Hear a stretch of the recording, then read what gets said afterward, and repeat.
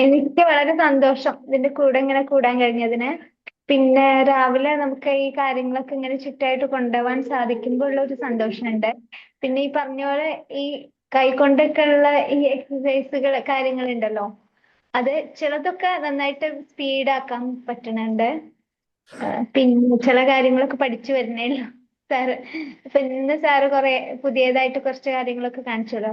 പക്ഷെ ഒന്ന് കുറച്ചുകൂടി ഒരു എനർജി, നമ്മുടെ ചുറ്റും ഒന്നുകൂടി ഒരു പോസിറ്റീവ് തിങ്കിങ്, ഇതൊക്കെ ഒന്ന് കൂടി. ഇതൊക്കെ ഒരുപാട് അടിപൊളി. വ്യത്യാസങ്ങൾ വന്നിട്ടുണ്ട്. ഓക്കെ, സൂപ്പർ കുറച്ചുകൂടി സൂപ്പർ. ഉത്സാഹം. അതെ. ആ ഒരു എനർജി ആണ് ഏറ്റവും ഇമ്പോർട്ടന്റ്. നമുക്കത് അപ്പൊ അതെ. ഇന്ന ഫീൽഡിൽ നിന്നല്ല, ഏതൊരു ഫീൽഡിലും നമുക്കത് പോസിറ്റീവായിട്ട് യൂസ് ചെയ്യാൻ പറ്റുകയായിട്ടുണ്ടെങ്കിൽ അടിപൊളി.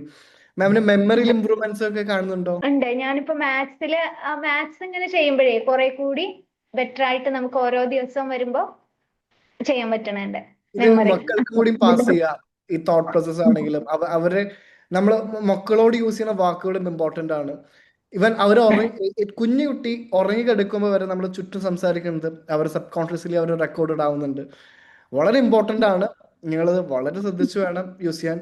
നീ ആ, മണ്ടനാടാ പൊട്ടനാടാ എന്നൊക്കെ വാക്കുകളൊക്കെ നമ്മൾ സാധാരണ ആൾക്കാർ യൂസ് ചെയ്യുന്നതാണ്.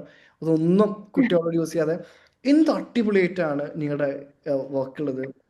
അപ്രിഷ്യേറ്റ് ചെയ്യാം, മാക്സിമം അപ്രിഷ്യേറ്റ് ചെയ്യാം. അവർക്ക് മാക്സിമം സപ്പോർട്ട് കൊടുക്കാൻ പറ്റുന്നത് കൊടുക്കാം. ബാക്കി അവർ ഡെവലപ്പ് ചെയ്തോളും. മൈൻഡ് സെറ്റ് ഡെവലപ്പ് ചെയ്യലാണ് ആദ്യത്തെ നമ്മുടെ ഏറ്റവും വലിയ ടാസ്ക്. മൈൻഡ് സെറ്റ് ഡെവലപ്ഡ് ആയി കഴിഞ്ഞാൽ എന്തും അച്ചീവബിൾ ആണ്. വൺസ് മൈൻഡ് സെറ്റ് എനിക്ക് ഒരു ഘട്ടം വരെ പറ്റില്ല എന്നുള്ള ചിന്തയിൽ നിന്ന് എന്തും ഞാൻ അക്സെപ്റ്റ് ചെയ്യും, എന്തും ഞാൻ പറ്റും. എനിക്കൊരു കാര്യം പുതിയതായിട്ട് വന്നു, ഞാൻ അത് പഠിക്കും. എനിക്കത് പഠിക്കണം. കാരണം അത് പഠിച്ചാലേ ഞാൻ ഡെവലപ്ഡ് ആവുള്ളൂ. കാരണം ഞാനിങ്ങനെ ഇരുന്ന് അത് ഇപ്പൊ AI-ന്റെ കാര്യം വന്നു, എനിക്കത് പഠിക്കാൻ പറ്റില്ല, കുറച്ചുകൂടി ടഫാന്ന് ചിന്തിച്ചിരിക്കുകയാണ്, ഞാൻ ഇവിടെ ഇരിക്കും. ഞാൻ ഡെവലപ്പ് ചെയ്യില്ല.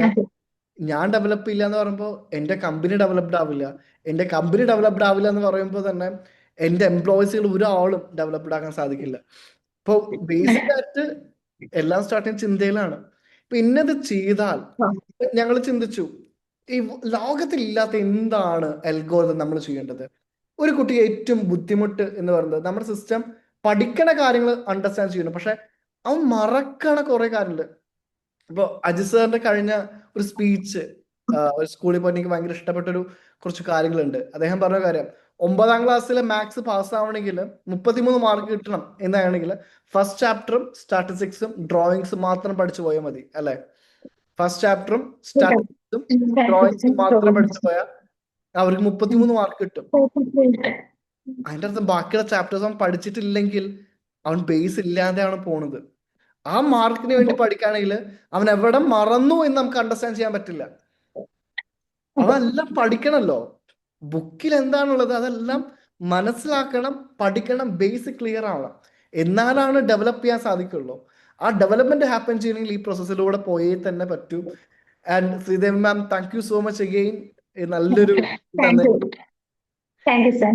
ഫോളോ ചെയ്യാം. IQN for IQ Education.